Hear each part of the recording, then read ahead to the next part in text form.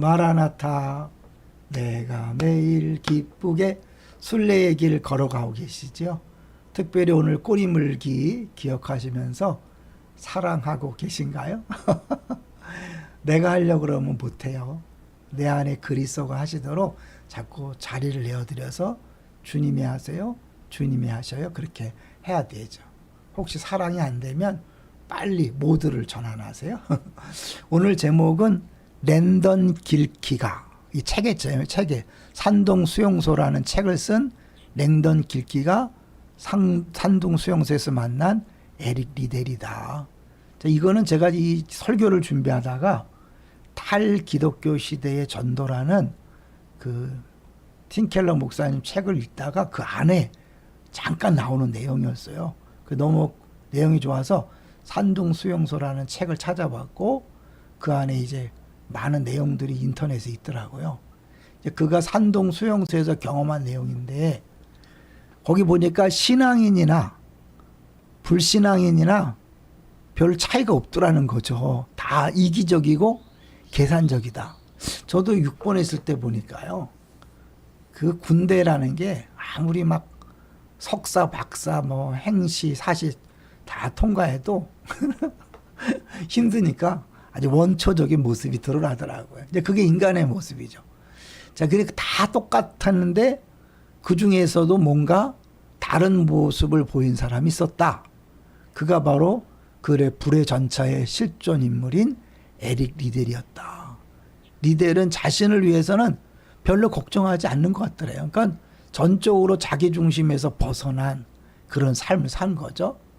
오히려 지칠 줄 모르는 노력으로 나이 든 수감자들을 돌보았고 성경과 과학 수업을 열어 다른 이들을 가르쳤으며 아이들을 위해서는 게임과 댄스 타임을 준비하게 했다. 그곳에서 죽음을 맞이하기 전까지 그렇게 행동했다는 거죠.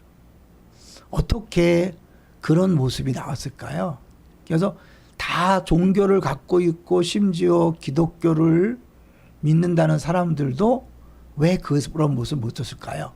그러니까 그게 복음이 아니라 종교를 통해 습득한 도덕은 위기 상황에서 아무 힘을 발휘하지 못한다는 거죠.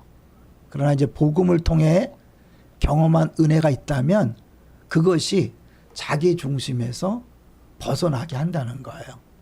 이게 그분이 이제 그 책에서 이렇게 얘기를 하는 거죠. 종교는 인간이 품고 있는 이기심이라는 문제가 자동적으로 해결되는 장소가 아니다. 그러니까 종교를 믿는다고 다 자기 중심에 벗어나는 게 아니라는 거죠. 오히려 종교야말로 인간의 교만과 하나님의 은혜가 마지막까지 격전을 벌이는 전장이다. 그래서 그 전쟁터에서 누가 이기는가? 인간의 교만이 전투에서 승리하면 종교는 인간이 범죄하는 데 필요한 수단으로 전락하고 만다. 마치 우리가 이 이사야서를 이제 설교하기 시작했잖아요. 이사야에서 말하는 이스라엘 백성들이 하나님을 떠난 게 아니거든요. 하나님을 잘 섬긴다고 자부하고 그렇지만 그들은 하나님을 이용한 거죠. 이게 그죠. 종교는 인간이 범죄하는 데 필요한 수단으로 전락하고 만다. 그러나 전장에서 인간의 자아가 하나님을 만나 자신의 유익을 초월하는 부르심에 항복하면 이제 그때 달라지는 거죠.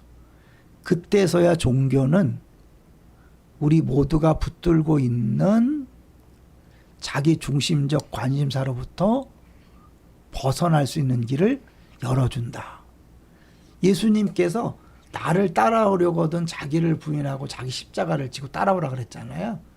진짜 복음을 만난 사람은 자기 중심에서 벗어나는 것. 자기는 죽고 이제 자기 안에 그리스도가 살게 됨으로 말미암아 전적으로 이웃 중심, 열방 중심이 되는 거죠. 근데 그것은 복음만이 그걸 가능케 하는 거죠. 의외로 많은 사람들이 예수 믿어도 이기적이잖아요. 그렇죠? 굉장히 이기적이고 계산적이잖아요.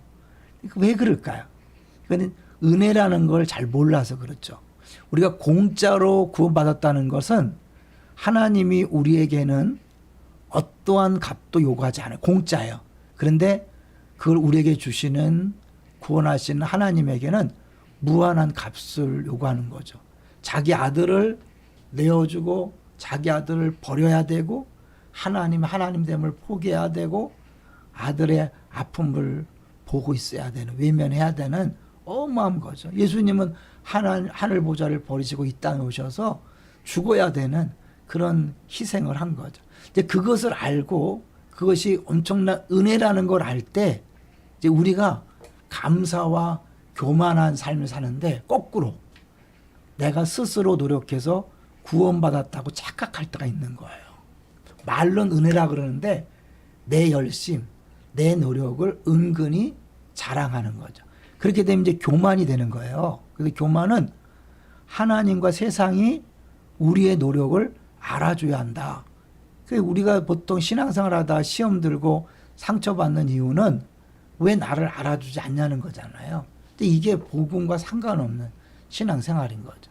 그러다 보면 교만할 뿐만 아니라 불안한 거죠. 왜? 내 힘으로 노력해서 구원받았다고 했는데 자기를 보면 볼수록 착하게 살지 않았거든. 옳지 않다는 걸 느끼잖아요. 그래서 불안한 거죠. 근데 은혜로 구원받았다는 건 내 노력과 방법이 아니니까 내가 못 살아도 흔들리지 않는 거죠. 이건 단순히 교리적으로 아는 게 아니죠. 교리적으로 알면요, 기쁨을 상실하고 언제부턴가 불안에 빠지는 거예요. 왜 기뻐하지 않는가?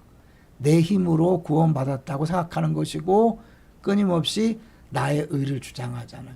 우리가 이제 갈등하고 싸우고 다투고 시기하고 질투하는 모든 요소는 은혜가 아니라 내가 했다는 것을 착각했기 때문에 그런 거죠. 경험적으로 안다는 것은요, 진짜 복음을 아는 사람은 늘 감사하죠. 감사가 끊이지 않는 거죠. 그리고 겸손하죠. 내가 한 게 아니니까.